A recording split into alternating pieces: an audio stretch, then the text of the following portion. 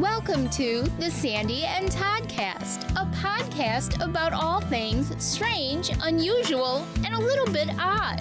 Why? Because that's how we roll. What are we talking about this time? Check it out. Well, hello, Toddcast. Hello, Sandy. Hello. Now, this week, you are, what do they call it, steering the ship? Well, I mean, not really. I've got some of the stuff on my end that I have to take care of because you're technically handicapped. But other than that, that was a little dig. You're not funny. You're not funny. I wish everybody could see me rolling my eyes. Wait until we go video. No, that'll be. Let's not do that. Yeah, I know, right? But at any rate, yeah, we're actually going to be able to share some audio of some investigations that you and I have been on separately. Yes. Some evidence, and we'll get to that a little bit later on. Kind of excited to share what we have. Yeah. Well, last week we did Twisted Towns, which was so much fun, and we didn't know what we were doing because it was our first Twisted Towns installment, but came out beautiful, and we had such a good time with it. My mom will be joining us at some point to talk. I'm so excited about that. She's going to be talking about her experience. I say it with laughter, but growing up in the mob in Utica, New York. So that should be very entertaining. My mom is, she's an interesting character to say the least. Like the Godfather, she's the godmother of the podcast. She really is. If we need somebody worked on or something, like a dump turned over or something like that, we're going to call her, and she's got the connections for us. Exactly. Ma Zogby. So you wanted to talk this week about evidence and different types of evidence and what you should believe, how skeptical should you be in a situation like this? And I'm a pretty skeptical person, considering the fact that I'm kind of immersed in the world of the paranormal. I'm a pretty skeptical person. I have to rule out pretty much any external factors before I can say, geez, this seems like it's probably paranormal. And even if it's something that I experience personally and maybe even have evidence on audio or video or a picture or whatever, I still question it. Yes. Because we're brought up to question all that kind of stuff. We're told there's no boogeyman under the bed. Mm-hmm. We're told there's no ghosts. We're told there's nothing evil. There's nothing bad. It's not true. And then we go through life. And I think a lot of times that's why we close off to that stuff. And that's why people, some people don't experience anything. And then there are people who experience everything. I watch a lot. We always come back to the Dead Files, but I love that show. And I think it's a great concept, great format. And there are a lot of times when, if you notice, the wives in the household will say, oh, I've had this happen, this happened, this happened. The kids have said, oh, this has happened. But yet the hubby says, I've never had anything happen. I ain't never had nothing happen. I've lived here 25 years. That's right. And I always think, is it a case of you don't want to acknowledge that it's happening? Maybe it is happening. Maybe you've talked yourself out of it happening. Or did something really not happen to you? I do believe that spirits are more drawn to some people than they are to other people. I think, too, like when you have a group of people investigating, a lot of it depends on their energy. Yes. I investigated for a long, long time and never really had a lot of stuff happen until one event. And then once that event happened with an individual who's very, very open, then things happened for me. And it always, again, it depended on who I was investigating with. I think those energies have to be right. I think there has to be a right level of skepticism and belief. Right. And, there's even times like I've gotten evidence and I didn't hear it. And somebody else would say, okay, listen here. Do you hear this? And all of a sudden I do hear it. Mm-hmm. And then to have somebody that you investigate with go, I don't think that's anything. Boy, I want to strangle him. Yes. Because I'm like my worst critic. If I didn't hear something there, if I really didn't hear it, I will tell you. But if I tell you that there's something there, there's something probably there. It's really funny because a lot of times when I'm investigating, I will hear things that other people don't hear. And I'll go back. Every time I investigate, I have my own little digital recorder. And I'll be in the middle of a basement and I'll say, did you hear those footsteps? nobody heard the footsteps, but I know I heard the footsteps. You kind of second guess yourself a little bit, but then you go back to the audio and lo and behold, there's footsteps. Right. And it's so interesting. And sometimes I don't know if it's because I am so open. Maybe I do hear things that other people aren't allowed to hear. Am I picking up on things, or is it just that they're closed off? We know that about you. We know that you're very open to everything, and possibly maybe they're not so closed off, but maybe they're in a situation where they're open but not quite as open as you. I do think that spirits have the ability to show themselves. They can be heard by people who are more open. Mm-hmm. And I think they're drawn to people. One of the examples of an EVP that we're going to play in a little while, classic example of an investigation I was in, and this spirit or spirits, I will say spirits, knew I was coming. They knew. They know when people are open. Listen, it's kind of hard not to know because she's really loud. Like, I'm coming. Here I come. I am not loud. I am not loud. You know I'm not.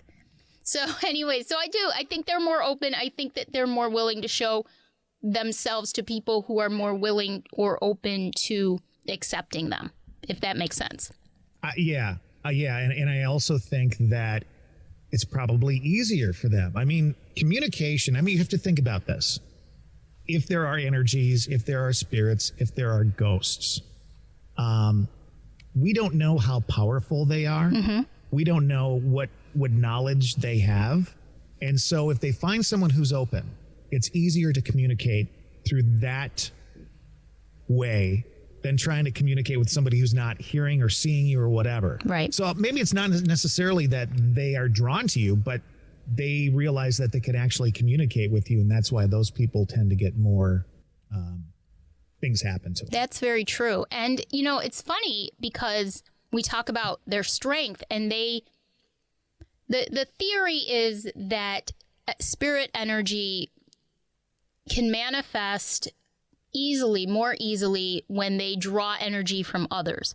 That's why you see in investigations, batteries die. I've been on investigations where batteries have died that were supposed to last 4 or 5 hours have died in 10 minutes. You can watch the battery level go down right in front of you. I've been in situations where we've had a chair slammed to the ground. Nobody was even near it. Now, that is a powerful force. That is energy that has literally slammed a chair to the ground. Yeah, well, think about it. Even as if you're a healthy human being, and chairs aren't necessarily that heavy, mm-hmm. but even to physically, as a human, pick that up and throw it down with a force, that takes a little something. And if you're not somebody who's in shape, you might feel it a little bit later on in your muscles. So imagine what it would take for an energy that does not have a human body to do something like that. That's what's incredible to me. When I'm done with an investigation, I'm usually pretty drained, so I don't really think too much about it that evening. I take everything in stride, I keep it in my brain, and then usually the next day I process it. I start to process it and what happened. I was on an investigation just a few months ago, and I was talking to the owner of the establishment afterwards, and it was a little bit awkward because I didn't have anything that I could solidly tell him until I was home, rested, and I was able to process everything that happened. And it was an incredible night, and I have to speak to him once. I belong to an internet show called Ghosts, Pubs, and Grub, and we essentially investigate restaurants and locations that, catering facilities, things like that. And this was a restaurant, and there was so much going on in this establishment that by the time I was done that night, I was so drained I couldn't even think straight. When I got home and I thought about the things that had happened, I was just blown away by it. And of course, that's when it starts to kick in, that I start to think to myself, okay, could it have been this? Could it have been that? I think just about everything that could possibly happen on an investigation happened to us that night. It was crazy. And hopefully once this episode is out, I can talk a little bit more about it. We'll talk about it down the road because it was fantastic. So I wanted to, before we actually get into, and I know people are waiting to hear some of the evidence, and we will get there. But before we get there, I wanted to share like a personal experience where it was kind of a holy shit moment for me, because I'd done some investigating and had done some investigating with a group and have had some things happen and, you know, whatever. But by myself, not so much. I lived in an older home, an old Tudor home that was built in about 1920, 21, something like that. Okay. And there were 2 floors to it, and it was a really nice house. And for a while, I had a tenant, a very good friend of mine, Lisa, who lived upstairs.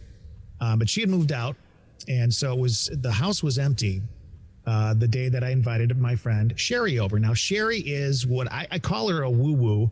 And what that means is like she gets feelings on everything. It affects her on a daily basis.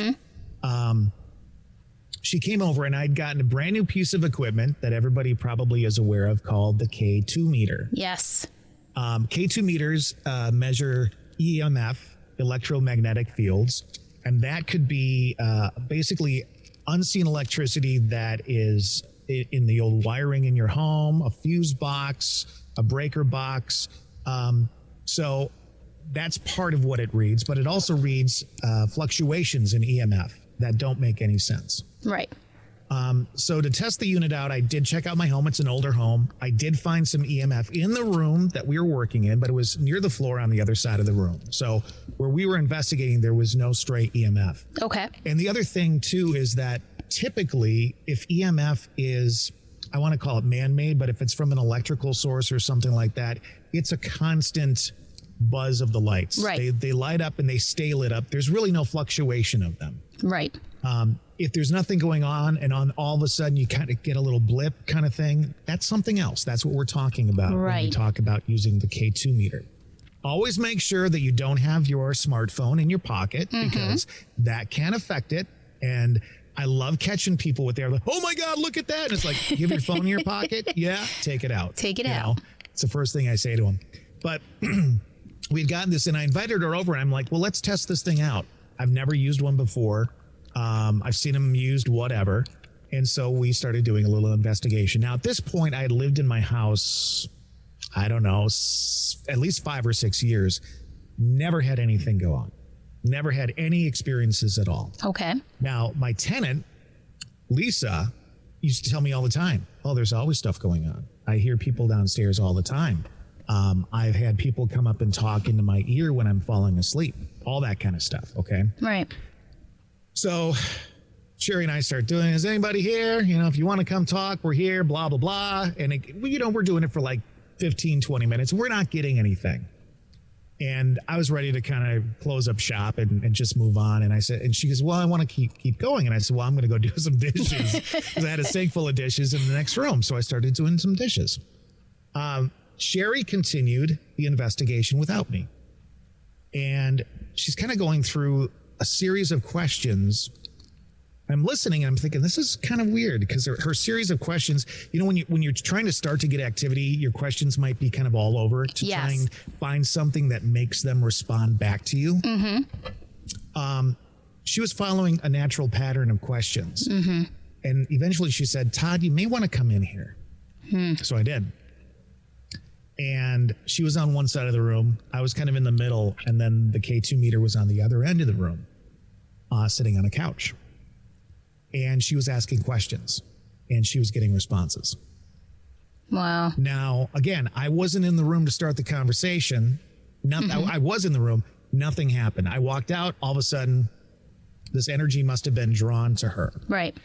So according to the conversation, we'll call it that, between her and the K2, she had talked to 2 individuals that day, 2 energies.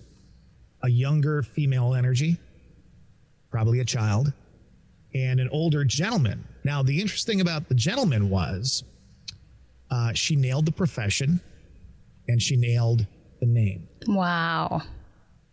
And she did the thing. Does your name start with A? Does it start with B? Does it start with C? And as soon as she hit G, boom. Okay, well, you think of a guy's name that starts with G. Hey, is your name George? bam. Wow. Interesting. Now she didn't know this, but I had done research on the home when I bought it because I'm into that kind of stuff. I was going to ask you that. Doctor by the name of George owned the house. Wow. Interesting. Knew that he was a doctor. So at any rate, eventually things calmed down and the conversation stopped, and we shut the thing off, and we started talking about work because she was someone that I worked with at the job that I had. And all of a sudden, very distinctly, there were hardwood floors throughout this entire house, downstairs and upstairs. From above us, there was one long hallway that went from one end of the house to the other with doors on either side. We distinctly heard footsteps walk down the hall to the front of the house and shut a door. Wow. Now, here's what I did. I cried. I literally teared up because nothing like that had ever happened in that house to me. Yeah. Nothing. Mm-hmm. And we had a clay tile roof. So it wasn't a bird on the roof. It wasn't rats in the attic or anything. It was not that. These were shoes it was hard soled shoes on the wooden floor. Tick, tick, tick, tick, tick, tick, tick, tick, tick, tick. Bam. And two things. Number one, I realized that something was in my home. Right. And number two, that opened the door for other activity. So once that happened, even if I wasn't with someone else, then the activity was happening. That's amazing. I love telling the story because it gets strange in that I would get up very early in the morning. You and I both worked in radio. I was doing mornings. Mm-hmm. The station I worked for was about 40 minutes away. So I'd have to get up really early in the morning to get ready, hit the road, all that kind of stuff. And the house was made of stone. So literally there was a car crash out front one day. And I never heard it happen because the house was so thick with stone. Yeah. There was no penetrable noise or anything like that. So at any rate, I am in my bathroom getting ready. And from what was the living room area of the house, living room, dining room area, I heard a little girl giggle. Well, I finished brushing my teeth, put on my jacket, and got the okay. And the other thing that happened one time is I was in the bedroom, which was at the front of the house, and I distinctly heard from the other side of the house someone say something. Oh, wow. Quite loud. Again, nobody home. My dog heard it as well and kind of went crazy over it. Wow. So these were things that then started happening because of this incident with this one person who I think probably opened the door. Mm-hmm. Now, one other note, and then I'll let you talk a little bit. Sure. Interestingly enough, at the time, my sister had come to visit and had brought her granddaughter with her. And the granddaughter, they were staying in the apartment area upstairs. And the granddaughter basically knew somebody was up there. She talked about it. She was seeing it. And, you know, I kept telling him, oh, there's nothing around. There's nothing going on. Because at that time I didn't know. But the little girl did see it. So I think it's interesting. You can be in a place for 6-7 years, nothing happened. Something changes the energy in your home. Right. Could be anything. You could be doing some remodeling. Yep. It could be a new person that moves in. It could be a change in your energy because of a new job or a stressful situation. We don't know. And all of a sudden, bam, all this stuff starts happening. Sure. I think that's a great point. And also, children can see a lot more than adults can, because by the time that you start to get old enough, 5-6 years old, all the adults have told you that there's no such thing as this, there's no such Correct. that. And my niece for years did not know my grandfather. My niece for years would tell her mother that she would see my grandfather and she would describe him. She would see him. And I just feel like we shouldn't be teaching young children not to be open-minded, not to be aware of themselves, of their surroundings. I think it does a disservice to children to not allow them to be who they are and explore the things that they experience in life. I was at a Reiki session a few months ago, and there was a psychic there, and she, psychic medium. She told me, she looked at me. She said, you are a very strong healer empath. She said, you are also a medium, a psychic. She said, did you see things as a child?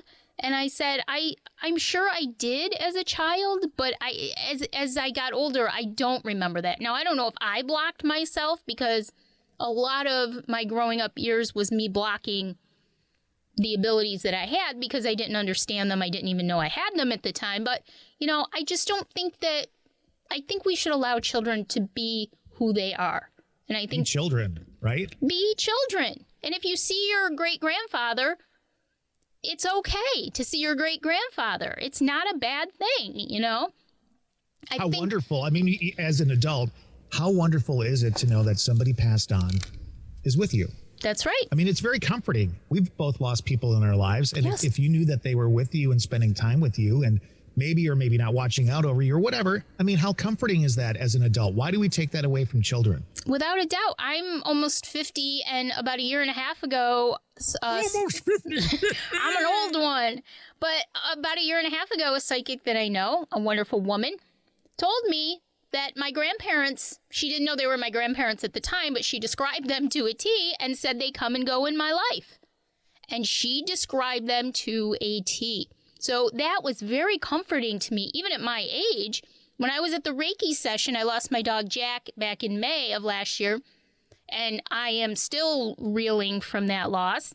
And she and another medium who were there both described him at the same exact time. Now, they didn't know me from Adam. They both described him, said he was running around the table. He's here to protect me. Now, how are these people going to know this? A little right. black dog running around the table. How would they have known that? It's pretty amazing that just knowing that Jack is there means the world to me. It's comforting. So why would you take that comfort away from somebody? It doesn't make sense. Well, it's because, again, in our lives, everybody wants everything to be black and white. Mm-hmm. Everything needs to be right or wrong. Everything needs to, and so if it's a little gray or we can't quite have the answer to it right now, right, we don't want to deal with it. No, you're right. You're 100% correct. We don't want to deal with the things that we don't fully understand. We don't want to embrace them. Okay, so I want to go back to the story that you just told about your old house, because I always wonder about this. You are a paranormal investigator. You've gone on many investigations. You've dealt with a lot of crazy shit, like a lot of us have dealt with during an investigation. What is it about your own house that makes you, not just you specifically, but anyone in general, makes them more nervous when they have activity in it? Do you see what I mean?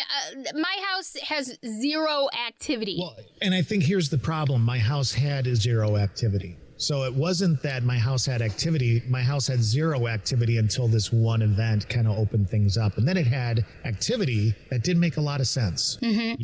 And it freaked you out, right?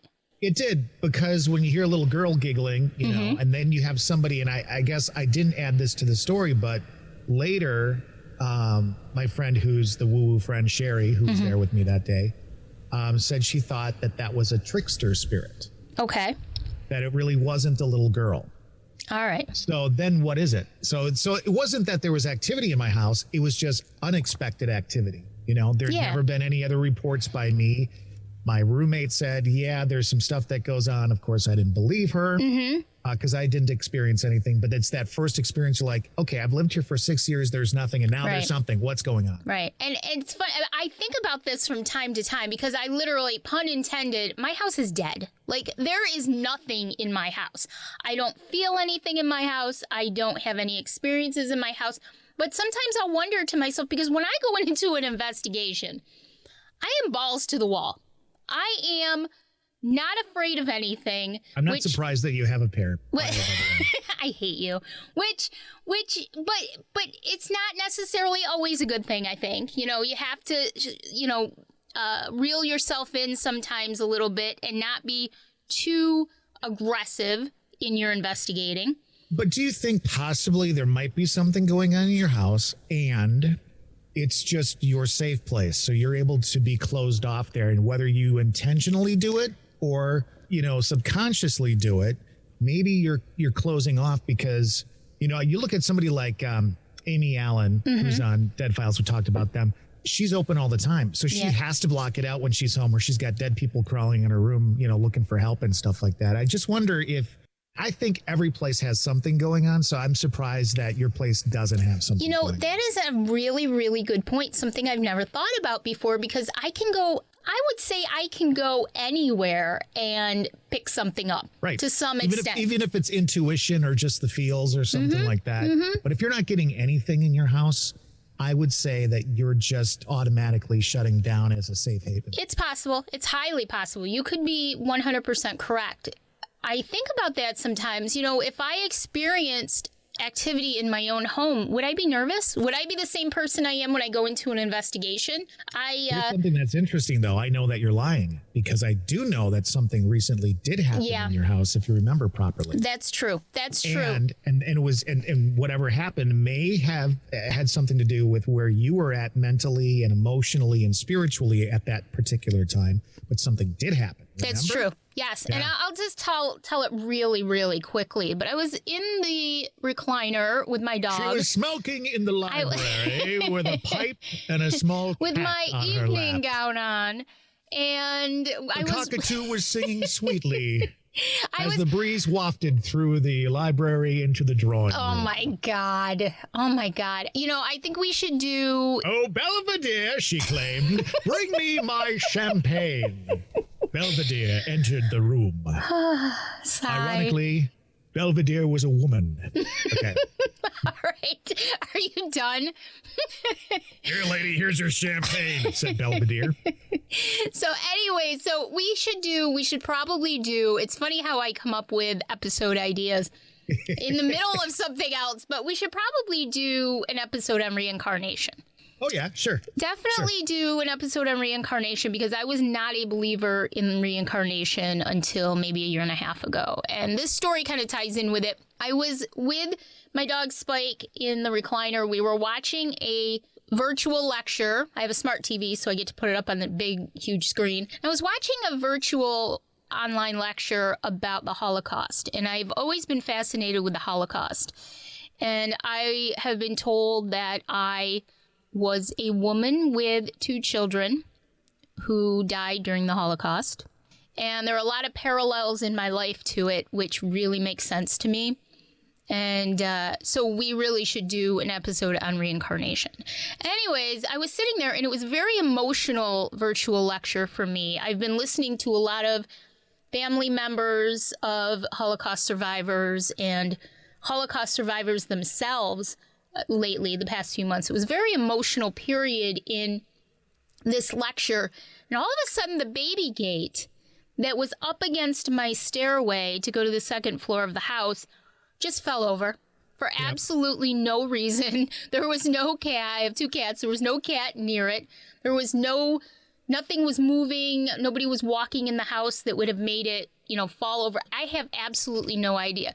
Now, could it have an explanation? Sure, it could.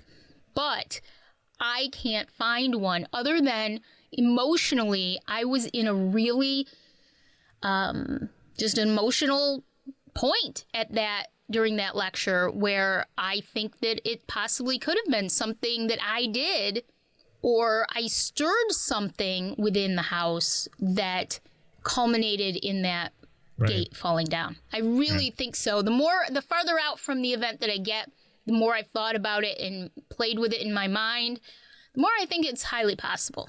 She's a poltergeist. I'm my own poltergeist. Yes, I'm my own poltergeist. They're here. I know. That movie creeped me out. And the only thing that creeped me out about that movie was the old guy singing the church hymns coming up to the door.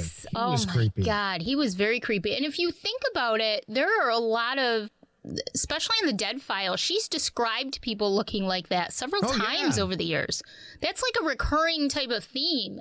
The tall, extremely thin man with it looks almost like the preacher's outfit on. Yep. And it's sort of a recurring theme. It's very creepy. So then the question is, was the character really there, or were they just seeing him like that? Right.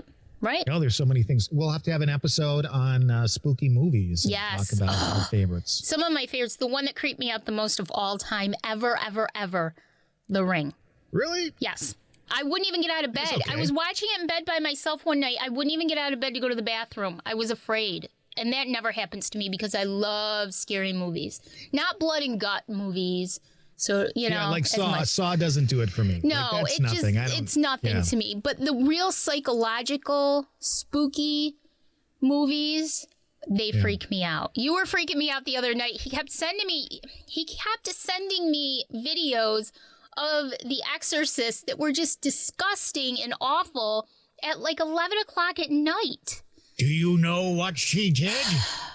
I just hate you. I Your really hate bleeping you. daughter? You do that so well. It's kind of weird. I don't know. You're very weird. But yeah. So that happened. So it's highly possible that I could be blocking it. And when I was in an emotional point of sort of letting my guard down, that I brought something out. It's possible. Well, thank you. I go into investigations and I'm not afraid of anything, but I think to myself, well, what if, and that event when that gate fell down, not only did Spike the dog jump about 3 feet, but I kind of got nervous didn't you myself. tell me that you actually shit your pants a little bit? I did not. I jumped a little bit, but I did not do that. Oh my God. Oh, yeah. It's like doing a podcast with my annoying brother. If you're enjoying this episode of the Sandy and Toddcast, there's more where that came from. Follow Sandy and Todd on Facebook. Just look for the Sandy and Toddcast, or you can subscribe to their YouTube channel and check out the video version each week there. Find these guys on Spotify, Apple Podcasts, and wherever you listen to your podcasts. Soon you'll be able to support the Sandy and Toddcast on Patreon and be able to follow them on Instagram. As always, thanks for joining in the fun, and stay weird. I have a really cool K2 story that I want to share. About 8 years ago, I love to travel, and I love to travel to haunted places, and I love to stay in haunted places, and Dave sometimes shakes his head, but we do it. That poor man. I don't know how he picks up with you. I know. We will sometimes go on vacation based on the destination. Is it really haunted or is it not? So in Does 2000, he get to check? Does he get to choose places too? Not or at is all. it just you? not at all. I'll My God. pick I'm going to something. send that guy some cash just to. I'll pick something, but I don't pick bad places. I pick amazing places. It's just, we've been to New Orleans. 2013, we went to St. Augustine, Florida. Now, St. Augustine, Florida goes back to the 1600s. Very old, very haunted town. And St. Augustine, Florida, of course, has the St. Augustine Lighthouse, which is renowned for hauntings. Love it. Yes. Love it. And I the first time I ever heard of it was on Ghost Hunters.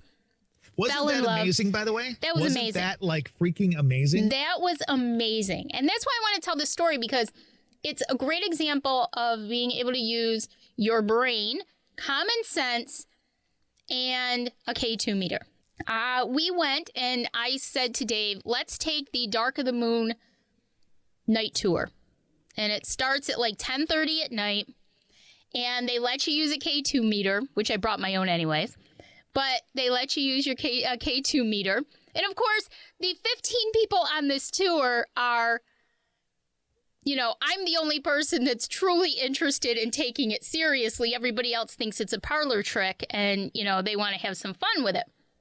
You're like the geek in science class who has the pocket protector and the thick glasses. I and stuff so like am. That. I so am, So we go to this tour and there's kids on it. I'm like, these people aren't taking this seriously. I want to see if I can get any activity. And I have always had activity. I am, unlike you, I can go anywhere and get activity. I have so many, one of my EVPs that I want to show you guys later is from Gettysburg. I have had so many experiences in Gettysburg. It's ridiculous. So they just come to me, they're drawn to me. I have a lot of experiences. So we get to the tour and there's kids on there and they give us a beautiful tour of the lighthouse, of the keeper's cottage, the whole 9 yards. It's beautiful. Then they say, we're going to give you about 45 minutes to do some investigating and wander around. So everybody, because of the Ghost Hunters episode, everybody immediately runs to the lighthouse. And I said, have at it. Have a good time with it. I'm going to the keeper's cottage. Right. So literally, Dave and I were the only two people in this keeper's cottage. The history of the whole lighthouse is that when they were moving, the lighthouse has been moved at least once. So as erosion took place, they had to keep moving it back. And at one point, I think in the 1800s, they were moving it back, and ships would come into the town, but they couldn't bring everything to the lighthouse. So they built sort of like a little railway system that would go from the lighthouse down to the water so that they could move things more easily, supplies and things to move the lighthouse. And the lightkeeper at the time had children, and the children one day got in one of the carts, and this is documented, this is a true story. The children one day got in one of the carts, they were playing around. The cart moved, went down to the end of the rail system, fell into the water on top of them, and Dang. They all drowned. There were, I think there were 3 of them, and they were all young, and they all drowned. One of the children that drowned, according to the tour guide, was a young African-American child, probably one of the workers' children, and then the lightkeeper's children. And the legend, now we get into a little bit of a legend, the legend is that the kids still haunt the keeper's cottage. So I went in knowing this because of the tour. The keeper's cottage was under some repairs, so all of the electricity was off in it. It was pitch black. And we usually travel south in the winter time because it just gets so hot down there during the summer, which ironically I'm moving to Savannah eventually. But right. So it was right around Christmas time. It was December. And we went in, we were completely alone. We had the K2 meter. And I just sort of half seriously said, are the little kids here in the room with me? You know, not in that same sentence, but, and my K2 meter lights up. Now, again, there was no electrical energy in that house because they were restoring it. And I said, oh, Dave, we got a hit. And essentially my line of questioning, are you, and I can't remember the names, I'm just going to throw names out that are on the top of my head. I can't remember the actual names. Are you Angelina? And it was quiet.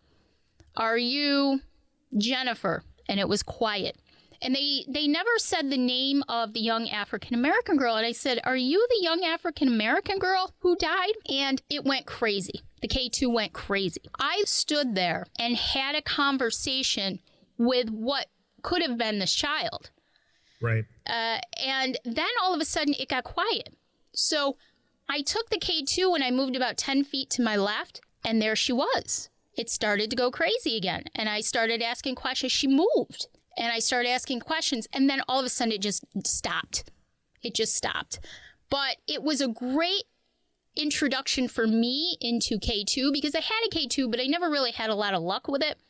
But that was such an amazing experience. And meanwhile, everybody else is running around the grounds and they're in the lighthouse and everything. And here I'm having such an amazing conversation, an intelligent conversation with someone in the keeper's cottage. And it was just a great story, and it's an experience that that sticks with me because it was pretty poignant to know that there was a possibility that I was speaking to a child who lost her life tragically.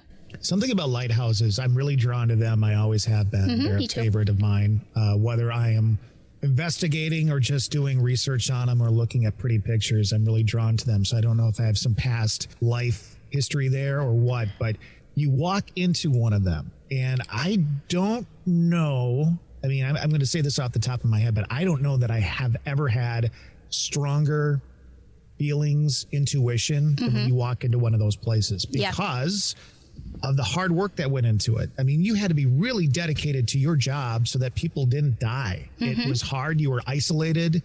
There's water. I mean, there's so many things about lighthouses that just lend themselves to hauntings and stuff like that. It's funny you say that, because now that you're saying this, I'm thinking about all the places that I've visited. I've visited some beautiful places. They all have lighthouses. I love lighthouses. When we travel someplace, Maine or Massachusetts or Florida or Georgia, wherever we happen to go, I always kind of seek out lighthouses. I've always been drawn to them too. And it's very interesting you say that, because I wonder if it's just something. It's a little bit of mystery, I think, with lighthouses. The way a little bit of like a weird romance to it, because of the hard life and what they went through and all that kind of stuff. So K2 meters, I like K2 meters. They're very basic equipment. There's nothing incredibly right. There's nothing incredibly difficult to them. Anyone can use them. I like simple. I think you can do just as much with simple as you can complicated and highly expensive. You can get a K2 meter for $26. The fewer the buttons and lights and such, the better off she is. Actually, that's not true. I'm actually pretty good at these. I like the Mel meter too. Now, the Mel meter is great because the Mel meter not only measures EMF and EMF, but it also measures temperature, ambient room temperature. And so I really like the Mel meter. I think the Mel meter tells a lot. Quick story about the Mel meter. We were in an investigation, and this also brings into account what you said about EMF not spiking when it's just a real true EMF hit that is normally in a location. We were in the bar area of an establishment, and I had a dream a few days before about a woman at this establishment. Now, I'd never been there, didn't know anything about it. I purposely didn't want to know a lot of information about this place. And I was telling everybody about the dream I had. It was a very fuzzy, nondescript dream, but I definitely knew there was a woman there, and she was in a blue dress. We're sitting at the bar, and we all have our equipment, and we're talking, and we're getting a little bit of activity.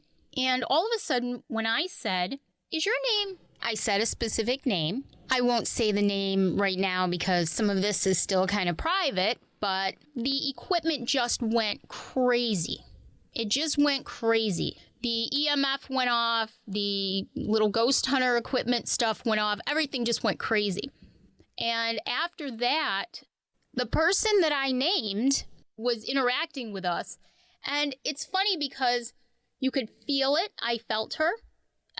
Like I said, I can tell a female versus a male energy. It was definitely a female energy. She was right up at me. I could feel her right next to me.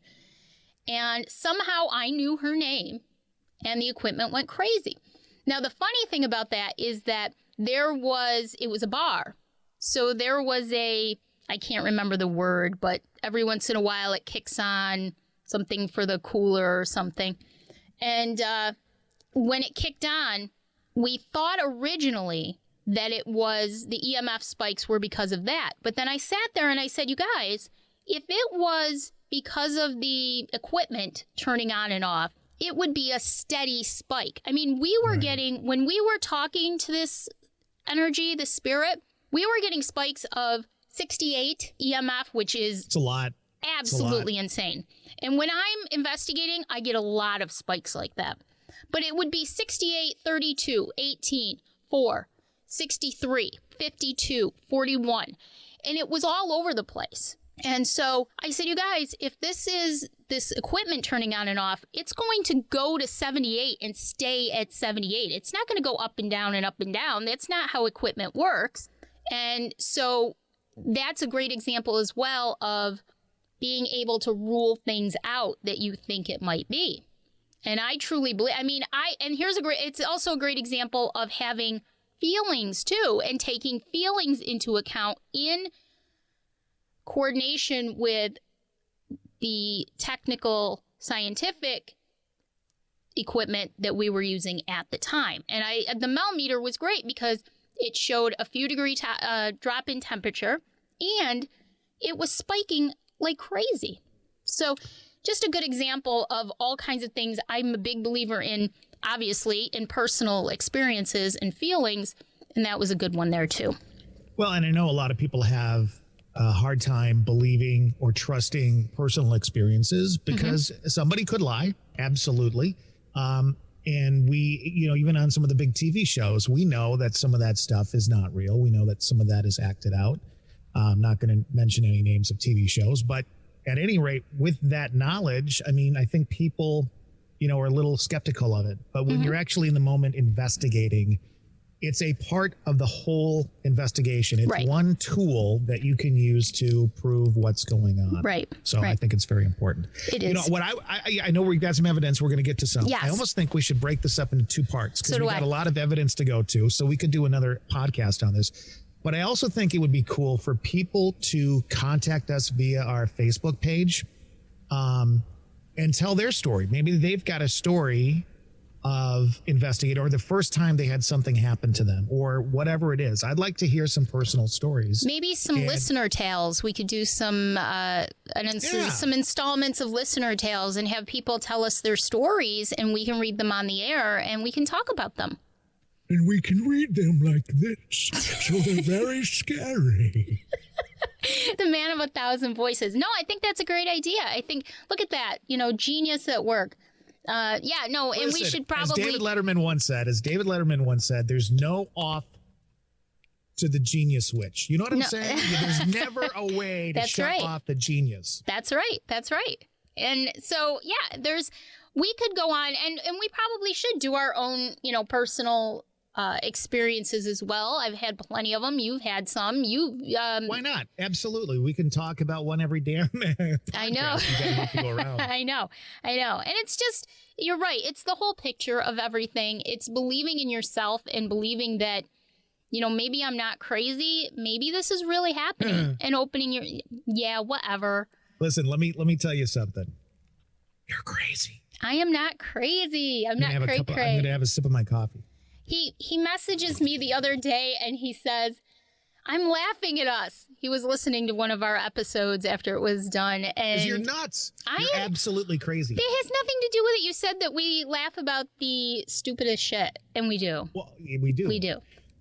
All right, so we've got some evidence here. Unfortunately, a lot of my investigation, the evidence that I have, I'm unable to really share with you because it's part of a TV show and I don't have the rights to it. The producer does and the director does and all that kind of stuff. However, I will just say up front that if you want to see some cool evidence and you want to be open-minded about it, never trying to sway people to believe or not believe, it's up to them.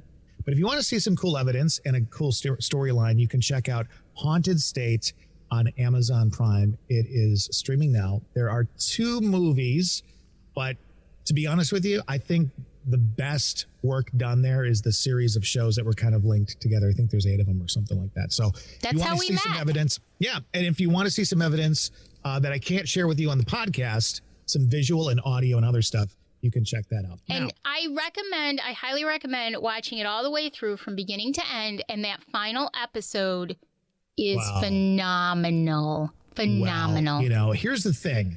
I'm part of it. I did not see the final episode until it came out. So we weren't allowed as members of the group to see that until it happened. Right. And when I saw it again, nearly shit my pants. So that's, So. It's something, and I don't want to give anything away, but really, I highly recommend the series. It's what made me reach out to Todd to begin with to tell him I really enjoyed the series. Great. That's the reason. All right. Now, I'm loaded up with the audio here. All right. Let's start off with your stuff. Okay. Choose the group that you want to use today, and then we'll save some stuff for the next podcast. Okay. Well, let's talk about some of the stuff that let's do some of the stuff we've already talked about. So let's do a few EVPs today, and then we can talk about some of the other stuff next week. Okay. Okay. All right. Yep. So the first one is, I mentioned earlier that I've been to Gettysburg. I love Gettysburg. I feel drawn to Gettysburg. Always have been. Was told that I had a previous life in Gettysburg. I think that's probably true. Which doesn't surprise me. Does not surprise me at all. Seriously, because I am so drawn there. When we go, poor Dave, let's just preface this story by poor Dave. When we go there, we have to drive the battlefield each morning and each evening, twice a day. The same battlefield that we've driven 1 million times, we have to drive it every single day, twice a day, so that I can go through there. So you can look for his spooks? Yeah. So, well, and I've seen some. Personal experience, just a quick personal experience. We were driving down one of the roads in the battlefield, and Devil's Den and Little Round Top were on the left side of us. And coming towards us were 3 young teenagers in Civil War uniforms. One was holding a flag, one had a drum. The other one didn't have anything in his hand. And they were sort of walking half on the road, half off the road. And I said, Dave, that just looks kind of weird to me, like these boys. And so did Dave see him too? Yes, he did. Okay. And so we slowed down because they were sort of in the road and sort of not. And we slowed down and drove by them really quickly, or really slowly. And they didn't look at me. Now, if you're walking down the road, you're going to look at the car that's passing you. You're going to make some movement. These boys did not. And they looked about 14. And they just looked straight ahead and kept walking. What's interesting about that, I at one point I did say to Dave, I don't think those were real people. Because what's very interesting about this is me being at the battlefield as much as I am, I know how it works. I know that you have to literally sign up at the visitor center to reenact. You can't just go to the battlefield and reenact. So there was no reenacting going on that day. There was nothing going on the battlefield. It was quiet, except for some visitors here and there. Got to have Dave on the show too. Yeah, he's going to come on. Once we talk to your mom, I'm going to get some scoop on you from your mom, and then I'm going to get it from your husband. My mom's coming up very shortly, by the way. But right. He is he's a great example of someone who was completely skeptical, who now is just, he really doesn't know what to make of all of this. Or does he just say that he believes you, so you shut up? No. That's possible too. That's highly possible. So that's a great personal experience because I truly feel that we saw something that wasn't happening in real time. Just phenomenal. And people have reported over the years seeing entire battalions of soldiers marching in the fields at Gettysburg. So it's highly possible. We were in the National Cemetery in Gettysburg visiting Abraham Lincoln, the memorial. Wait a minute. You were visiting Abraham Lincoln? We were visiting the memorial. 7 years ago. And he's such a jerk. So, nice to meet you, Sandy. I'm Abraham Lincoln. Oh, Lord. The 15th president of the United States. Or was it 17th? I don't know my history. I was just there. In a theater. Did you know that? Yes, I'm dead. My wife was Mary Todd. She was a striking woman. She liked my beard. She also was a believer in the paranormal, by the way, the afterlife. That's right. She was. She really was. A very interesting, not just an aside, but you can like the Ford's Theater Facebook page, and they do presentations every once in a while. So that's where Lincoln was assassinated. So just an aside there. I do that. I'm into the virtual lectures. So anyways, so we were in the cemetery and we heard cannon shots. Here's another interesting fact. There are no cannons that are allowed to be shot on the battlefield. The cannons that are on the battlefield are non-working. You cannot reenact and use a cannonball or a cannon. You cannot do that. It's not allowed. So where cannon shots came from, cannonballs, I have no clue, but that was yet another thing. So we stayed in 2008. We stayed at the Cashtown Inn, another location that was featured on Ghost Hunters many years ago, because that's where I stayed a lot. I based most of the places that I stay when I travel on old Ghost Hunters episodes. And the Cashtown was very interesting because it was a Confederate. It was taken over. It was from 1797, I think it was, just outside of Gettysburg. Taken over by the Confederates. General Lee was there. Many famous generals were there. Taken over. And the owners were a couple of Irish immigrants. Mary and I want to say Joseph Mickley. And they were Irish. They had the brogue. They had the whole 9 yards. When the Confederates invaded the Cashtown, they ran to the attic and they hid in the attic. So Today, the Cash Town is a bed and breakfast and a restaurant. It's absolutely gorgeous. Highly recommend that you stay there. The weekend that we stayed there, there was only one other group of people staying at the Cash Town. They were ghost hunters. They actually got kicked out the first night because they weren't behaving the way they should. And they thought it was a big joke. So they were actually kicked out the first night. The second night we were there, we were completely alone in the Cash Town. Just an aside, Sam, who's the guy that was in the movie Gettysburg? Ooh. Sam Yeah, Elliott. I know who you're Sam talking about. Elliott. Sam Sam Elliott. Elliott, yep. He actually stayed in the suite that we stayed in. It was called the General Lee Suite. It was the attic. And I'll save you a lot of the stuff. We can talk about it on the next episode, but a lot of personal experiences in there. A lot of personal experiences. But the first night we were there, I set up my digital recorder on the dresser. And I think I may have some pictures somewhere. I'll put those up on Facebook and on our YouTube video version of the podcast so you can see them. Set it up. We went and got ready for bed. So at one point in these two EVPs, you can hear me talking, but just disregard that. It wasn't until... Which is what your husband does all the time anyway. He ignores me. I know. So then... He disregards you. Is that you, Sandy? I can't wait to get him on here.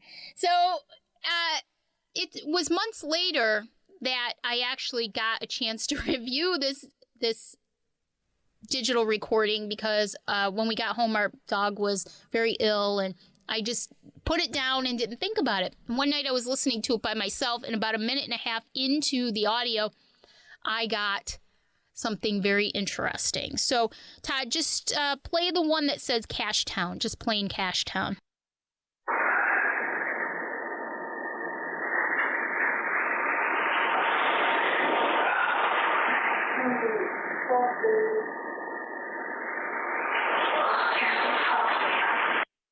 Okay, now wait a minute.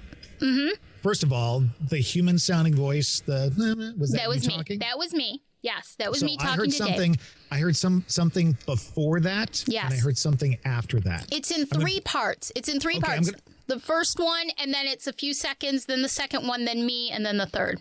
Gotcha. Here it comes again.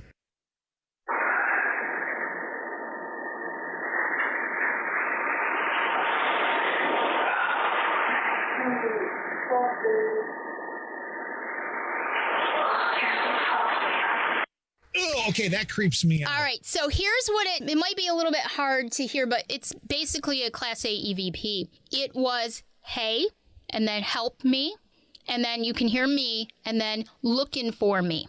What's Okay, interesting... We're gonna listen to it again. Listen to it Let's again. do it one more time, okay? That's hey. Gotcha. Ooh. Okay, Now- I'm going to tell you something right now. Mm-hmm.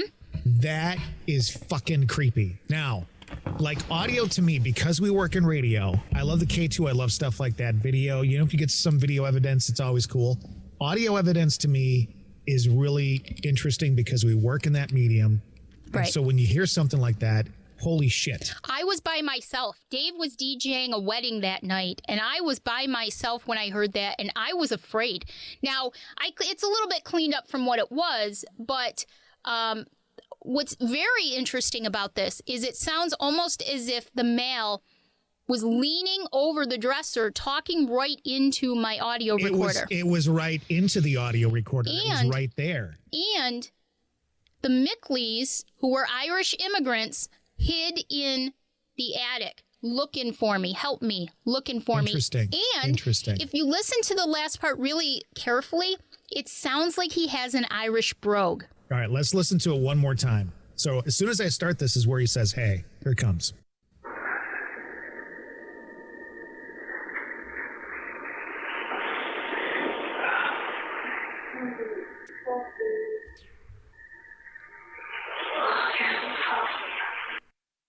I can almost hear like a little bit of a rolled R. Mm-hmm. Yep, Looking a for brogue. me. Yes, Right, looking yeah. for me. Yes. Yep. And so I actually showed that to David Considine, who is a very well-known in the paranormal world demonologist and investigator. And he was pretty amazed by it. He didn't really know what to make of it, given the fact that, and this is where knowing your history comes in really handy, given the fact that Jacob and Mary, it was Jacob, I'm sorry, not Joseph, Jacob and Mary Mickley were Irish immigrants, and that is an Irish brogue at the end. And given the fact that Very they well hid, could be, yeah. yes, and they hid in the attic. So that was pretty amazing. And then I thought that was it, because I had about 8 hours worth of 8 hours worth of audio that I had to go through. I thought that was it, but no, it wasn't. I actually had about 3 or 4 minutes of more information coming through to me. And this one is just a little one. It almost, I'll let you play it and then I'll tell you what I think it is. All right, here it comes. All right, let me do it one more time. Okay, I don't know what it's saying, but again, I can definitely hear it. To me, it sounds like shut your mouth. Are you sure it wasn't Dave? Come on. No. But again, like I you're don't talking in the background and he's under his breath going, shut your mouth. But again, woman. But again, I don't like to read too much into them because I wasn't there when it happened. But were it you seems irritating them possibly? No, I think Are they you were. Sure? I think I'm to this day. Now we're talking 13 years ago. To this day, I'm kind of going back and forth between intelligent energy and residual energy. Because I'm and wondering, of course, it can always be both. It could be both. It could right. be. Because I feel like that statement is like a mirroring of either a Confederate soldier may have said that to them as they took over the inn, or maybe he said it to his wife, or he said it to somebody, shut your mouth. Shh. I'm not sure. There was even more. I don't have that one, but there was even more, and it would just ramble on in what seemed to be a language that I couldn't understand. I showed that one to David Considine as well. He said to him it sounds like it could be Gaelic. Okay. Which would make sense because being Irish, it may have been in some sort of language that I would not understand. It's an ancient language. Possible. Those are very good. Yeah. Those are both very good. That was really my first ever, my first ever delve into being serious about paranormal investigating, and that's what I got. And next week's episode, we'll talk a little bit more about everything, and I'll tell you all the other stuff that happened, because a lot of stuff happened in that place. It was crazy. We've got at least one other set of audio here, Rutger, and then we've got the number one, she's coming, and then we've got my audio evidence. And let's do that next week, because those deserve their own little stories in and of themselves. So that's just a little taste of the kind of stuff that I've gotten over the years. We can continue this conversation next week in part 2 of discussing evidence. I have to tell you, and again, I'm a skeptic. I know you quite well, but when I hear something, the first thing I'm going to say is that what it seems to be. Mm-hmm. And so I always question it, whether it's you, whether it's me, whether it's somebody else. Right. I will always question, what is that? I hear both of them. Obviously, the first one that we played is creepy as fuck. Yeah. That is creepy shit. Mm-hmm. So. I don't know. Yeah. I'm like you. I'm a skeptic. I'm essentially a skeptic. And which is ironic, because you'd think that the two of us who we live our lives as people who are open, you'd think that we would just, but I think that makes us even more skeptical. Yeah. I do ironically believe that makes us a little bit more skeptical than maybe somebody else might be, because we want to make sure that what we're hearing and seeing, and believe me, I went over that many, many times over the years. Holy crap. I'm really impressed with it. That is a great EVP. And that was the first EVP I ever got. And I got it within a minute and a half of my first audio session ever. The first audio I ever got was really before I started investigating with the group. I told you about my friend Lisa, who lived upstairs from me. She and I went to a graveyard. And when people do this type of stuff, one of the first places you go, let's go to a graveyard, because you want to get scared and stuff. And I did get some audio, and it did sound like a German type language, but at that point really couldn't figure out exactly what it was. Wow. So it's interesting. there's a lot of things that I hear that I am extremely skeptical of. I don't understand how people are a lot of times they're just so adamant about what they hear. And I think to myself, I don't hear that at all. I don't listen to audio on TV shows because unless it's completely class A, very clear, I cannot hear the same thing they hear. And I know that TV kind of screws with things a little bit too, messes with stuff, but I don't know. I'm very tough on audio like this, but that one to me is pretty telling. It's easily heard. Yeah.